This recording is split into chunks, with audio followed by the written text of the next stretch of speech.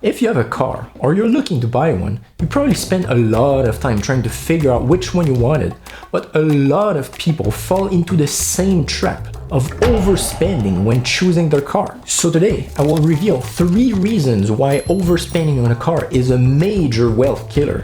And at the end of the video, I will let you in on how you can know exactly what price tag you can afford for your car. The first reason why overspending on a car is a major wealth killer is because cars have simply become unaffordable. I don't know if you've heard, but a few years ago in late 2019, early 2020, there was a thing called COVID-19. People were afraid of transportation and everyone wanted to live outside the cities. Crossing borders was a nightmare, but this cocktail of event meant only one thing for the car industry: higher demand and lower supply. The prices of new and used cars skyrocketed, but surprisingly enough, cars did not start to get unaffordable because of the pandemic. In 2012, at the bottom of the 2008 housing crisis, a new car cost around 48% of the median US household income. But 10 years later, in 2022, a new car cost around 62% of the median US household income. That's an insane increase of price in a short amount of time. In the last decade, the price of cars has increased much quicker than salaries, and that makes it that much more difficult for a lot of people to fit in their budget. For some people, a car is a necessity, but it's important to see how expensive they got, especially knowing that the price tag of a car is really just the tip of the iceberg. Let me show you why.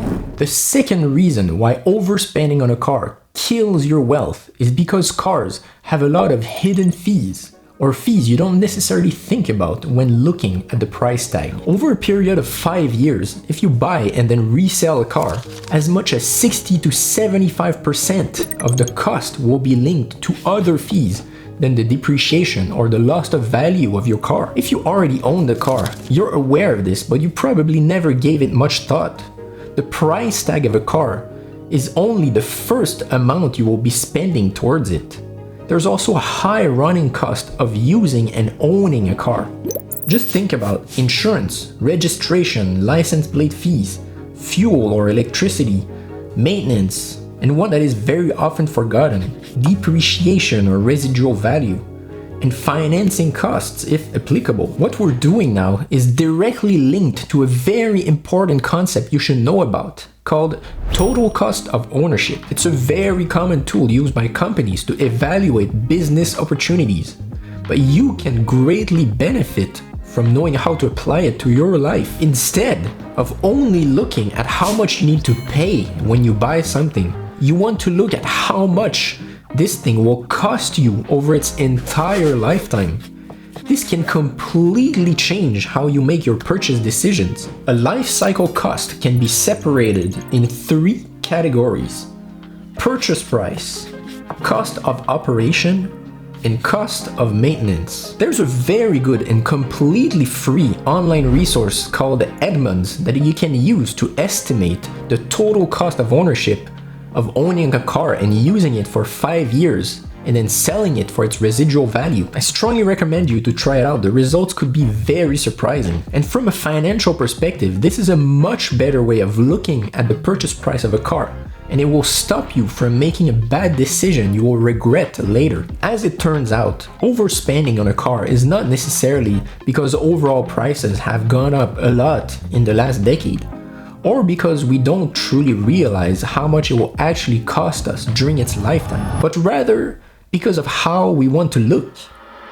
The third reason why overspending on a car kills your wealth is because it's marketed as a status symbol. This is usually underreported in surveys and popular beliefs, because who's going to tell their friends and family, "Oh, I bought a BMW because I want to look rich, cool, and successful"? No one does that. In social science, this is known as social desirability bias. For example, in a survey, a lot of people will say, I bought this car for its fuel economy, to be seen as an eco-responsible consumer. But not a lot of people will say, well, I bought this car to look rich. So how do we know that this is still the reason why people buy luxury cars they can't afford? Marketing. Take a look at any advertisement from a luxury car company and pay attention to how people dress, what they're doing, the words they choose to describe the car. Everything points to a rich, successful businessman. They want you to believe this car will transform you into a rich, successful businessman, when in truth, it's the opposite. People who will get influenced by this type of marketing will blow a hole in their budget that will take years to recover from. And with buying a luxury car, inevitably comes buying other luxuries. This is a lifestyle creep, a trap you absolutely need to avoid. I have a specific video about this topic if you want to know more. Those 3 reasons explain why it's such a mistake to overspend on a car. Buying coffee on your way to work is one thing, but high-ticket items are what can really move the needle when it comes to your finances. And cars are the second highest priced item most people will buy after their house. So the real question is, how do you know how much your car should cost? The short answer is 10 to 15% of your annual income. But there's a few crucial things you should know about this number. The true cost of your car you should budget is not the monthly payment you're making on your car, is the total cost of ownership, how much money you truly spend towards your car every month. Be very careful when choosing the terms of your financing. Take a very good look at the interest rate and how much interest you will actually pay on the duration of the loan. Don't be seduced by the lower monthly cost if you stretch out your loan at a higher interest rate and a longer term, because in the end you could end up paying up to 25 or 30% more. And let me tell you, this is exactly what the dealership wants you to do. You should also consider your general financial situation before making a decision on how much you want to spend on a car. Do you have any outstanding debt? Do you have a mortgage? Do you have another high interest loan you should pay off first?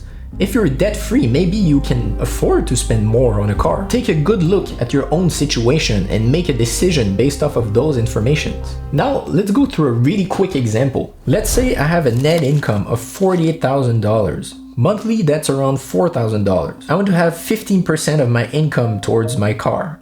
So 15% of $4,000 is $600. That should be my cost of transportation each month. Let's say insurance in my area for a standard car would be around $80 per month. Gas would be around $150 per month for the distance I plan to do. So subtract those expenses from the $600 and I am left with a $370 monthly car payment. Now, as a recommendation, most advisors will tell you to pick a 4-year loan with 20% down payment. Let's say I secured a loan at 6% interest for 4 years and I paid a 20% down payment. This means I could get a loan for $16,000, $4,000 down. That's a $20,000 car. This is the figure I should have in mind when I'm trying to buy a new car. $20,000. Even if you already have a car, I encourage you to crunch the numbers like we just did. There's a big chance you will find out you might have overspent a bit on your car. But if that's the case, don't worry. A lot of people are in the same boat. The important thing is that you now know how to avoid overspending. Learning about personal finance is my passion. If you want to know how to become a millionaire through safe investing, click here to discover the power of compound interest.